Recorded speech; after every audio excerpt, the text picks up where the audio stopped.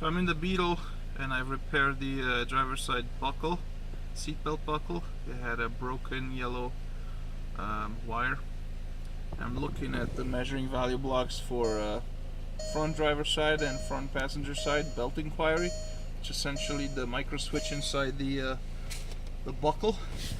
I'm gonna plug in the passenger side and the display change from no to a yes. The seatbelt is clicked, and I'm going to do the same in the driver's side and it changed into yes. I'm gonna disconnect it now and it switched to a no. Click it back in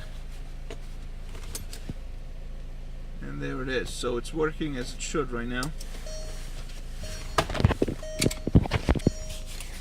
Both of them are unbuckled. Now I have to find a way to incorporate that jumper cable into this little seatbelt bracket cover. So we'll see. But for now, the repair is successful. I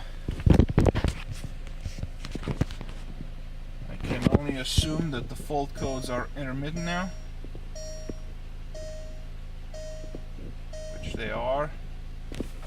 Airbag light is on the dash. If I erase the fault codes,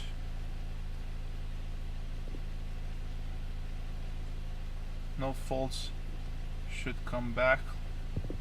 Let's inquire again.